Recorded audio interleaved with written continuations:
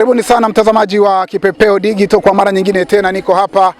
Nimefanikiwa kufika katika mtaa wa Bunju-B ambako niko na mwenyekiti wa serikali ya mtaa, lakini machache kati ya mengi ameweza kuzungumza kitu gani kinaendelea kwenye mtaa wake, lakini vile vile ameweza kuwatakia sikukuu njema ikiwa leo ni siku ya Ijumaa Kuu. Lakini machache kati ya mengi ameweza kuzungumza kwamba anatarajia kuandaa mkutano wa wananchi. Kwa hiyo wewe mwananchi ambaye una kero, inakukera, unakaribishwa sana kwenye mkutano wa hadhara ambao ataufanya mwenyekiti huyo wa mtaa wa Bunju-B. Tumsikilize kwa kile ambacho ameweza kukizungumza.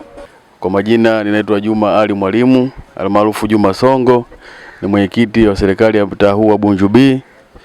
Leo siku ya Ijumaa, ni siku ya Ijumaa Kuu.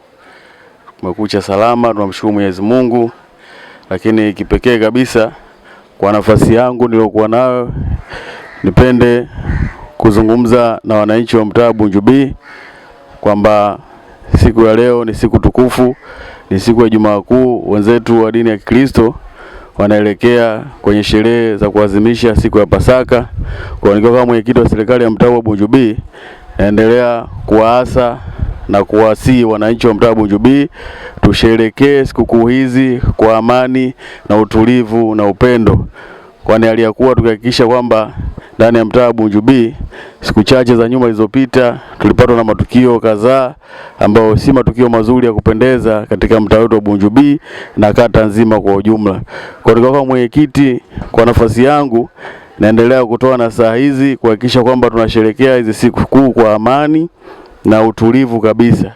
Kwa hiyo niwaase ndugu wananchi tuwe watulivu na tuzipokee sherehe hizi kwa mshikamano, kwa sababu leo ni Ijumaa Kuu, lakini tutakuwa na Pasaka, tutakuwa na Jumatatu ya Pasaka, lakini baada ya hapo pia tutakuwa na Karume Day. Kwa zote ni siku tukufu na zinahitaji utulivu na unyenyekevu katika mtaa wetu.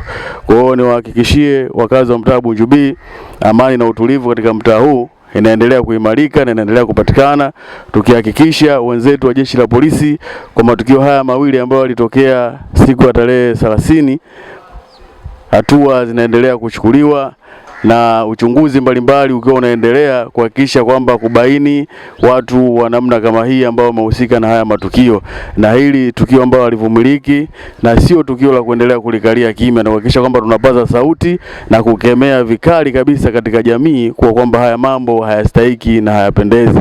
Kwa hiyo kwa zamana niliokuwa nayo naendelea kusimamia na kusema tutaendelea kufanya mikutano mbalimbali katika maeneo yetu ya mtaa Bunju-B ili kuhakikisha hali ya usalama inaendelea kuimarika. Lakini si usalama tu pekee, na swala zima pia la mazingira, kuhakikisha kwamba wenzetu ambao wamejenga majengo ambayo hayajakamilika tunakwenda kuwafuatilia kuhakikisha kwamba wote wakamilishe majengo yao ili hali ya utulivu na usalama endelee kupatikana kwenye mtaa wetu. Na kama mtu atakuwa hana nguvu ya kumaliza jengo hilo, basi hata upande mmoja, ili hilo eneo lile kisha lina usalama na lina watu ambao wanaishi kwenye maeneo hayo.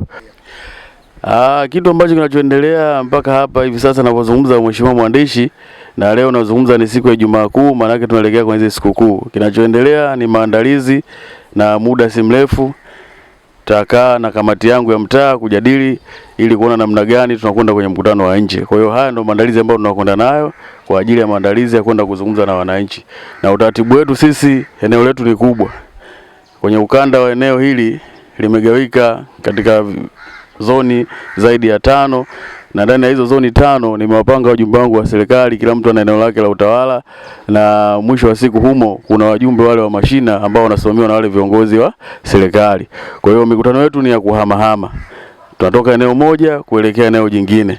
Kwa hiyo kwa safari hii, kwa hali na jinsi changamoto zilizojitokeza, eneo ambalo limekutwa na hizo changamoto ndio tuna asilimia kubwa ya kupeleka mkutano wa wananchi ndani ya hilo eneo, na namna mbalimbali jinsi ya kwenda kuongea na wananchi. Tunayo mengi ya kwenda kuyaibua, tunayo mengi ya kwenda kuyazungumza kwenye swala zima la usalama, lakini pia swala la mazingira na issue hizi ambazo tunakwenda nazo. Pia tulikutana na changamoto hapa katikati ya mvua, kwa hiyo tunayo maeneo yameathirika kwa mvua, ikiwemo miundombinu na baadhi ya maeneo kutuama kwa maji.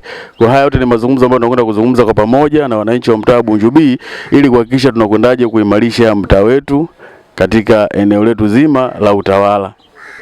Kwenye matarajio, na Mungu akitupa pumzi na uhai, tunatarajia tarehe 11 nafasi na pumzi ikipatikana tukafanya huo mkutano.